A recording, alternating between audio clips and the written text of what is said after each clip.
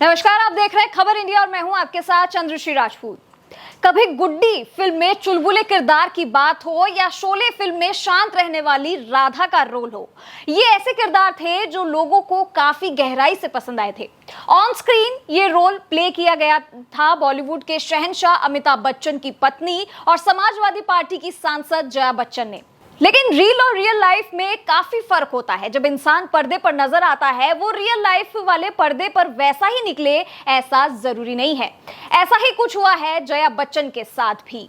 जया जो अपने गुस्से के लिए मशहूर है, आए दिन वो किसी ना किसी पर बरस पड़ती है, खासकर पेपराजी वालों को तो पूछो ही मत। वो बेचारे जाते हैं कि स्टार है, सांसद है, तो उनकी पिक्स ले ले या उनसे कुछ सवाल कर ले, लेकिन जया बच्चन का गुस्सा तो उन्हें देखते ही सातवें आसमान पर पहुंच जाता है और वो ज्वालामुखी की तरह उन पर फूट जाती है। ऐसे कई अनेकों मामले हैं जिनमें देखा जा सकता है जब जया बच्चन का गुस्सा चाचा चौधरी के साबू की तरह हो जाता है, लेकिन जया ने तो साबू को भी फेल कर दिया इस मामले में।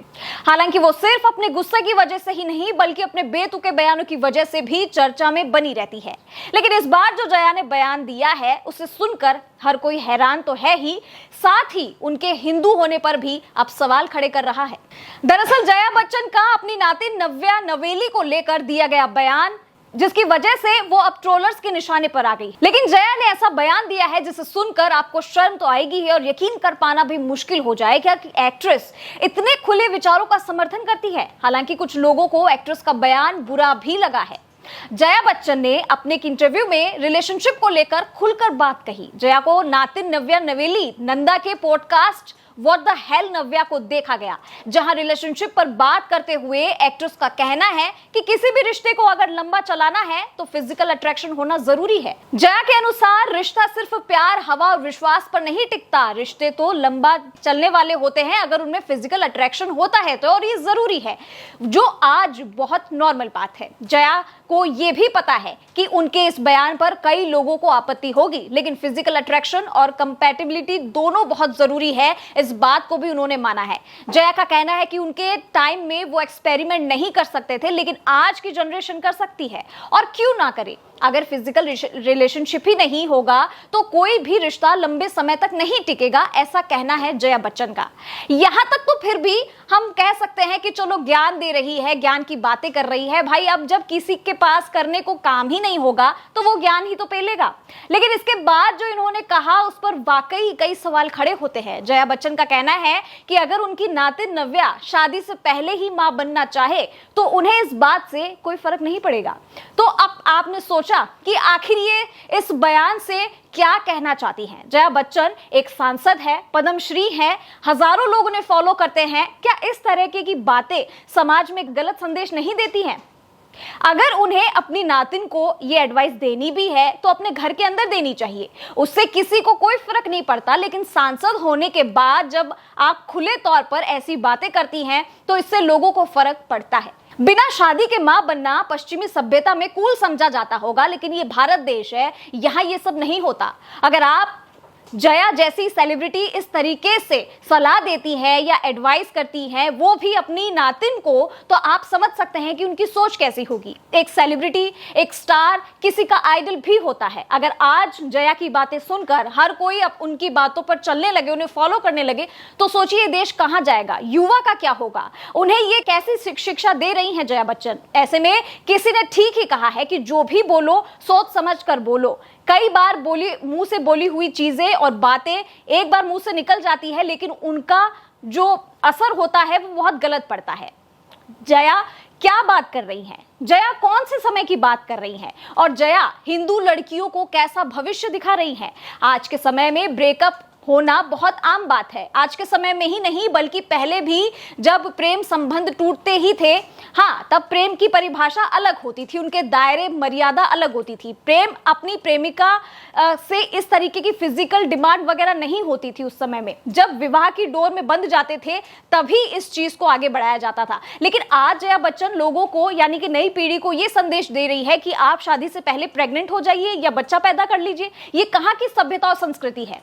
आपको याद होगा कि जब जया बच्चन ने उत्तराखंड के मुख्यमंत्री तीरथ सिंह रावत को हड़का दिया था क्योंकि उन्होंने लड़कियों के रिप्ड जीन्स यानी कि जो थोड़ी साइड से कटी फटी होती है उन पर अजीबोगरीब बयान दिया था, तब जया बच्चन ही थी वो जिन्होंने ये कहा था कि ऐसे बयान एक मुख्यमंत्री को शोभा नहीं देते।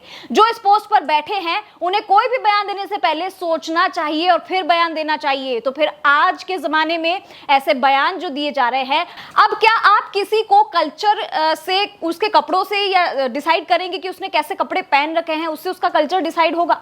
ये एक घटिया सोच है, तो महिलाओं के प्रति होने वाले अपराधों को बढ़ावा देती है। तो अब क्या ये बात जया बच्चन पर भी लागू नहीं होती है, जहां पे उन्होंने अपने बड़बोले और बेतुके बयान दिए हैं, वो भी सबके सामने, जो खुद एक सांसद की सीट पर काबिज हैं।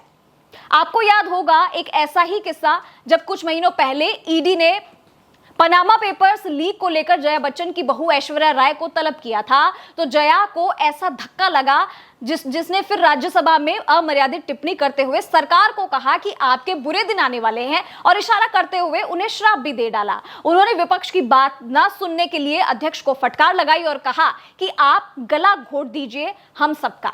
दिवंगत अभिनेता सुशांत सिंह राजपूत की जो मिस्ट्री थी, जिस तरीके से उनकी मौत हुई थी, वो तो अभी तक सुलझी नहीं है, लेकिन उस मामले में भी संसद से लेकर सड़क तक काफी बवाल मचा था। सुशांत सिंह राजपूत की मौत में ड्रग एंगल के सामने आने के बाद बॉलीवुड के कई बड़े नामों पर जांच की आंच आई थी। इसी मामले पर भाजपा सांसद रवि किशन ने संसद में बॉलीवुड इंडस्ट्री को ड्रग्स और नशा का अड्डा कह दिया था, जिस पर गुस्से में लाल हुई जया बच्चन ने रवि किशन को जिस थाली में खाते हैं उसी में छेद करने वाला बता दिया। जया बच्चन ने संसद में कहा था कि ये लोग जिस थाली में खाते हैं उसी में छेद करते हैं।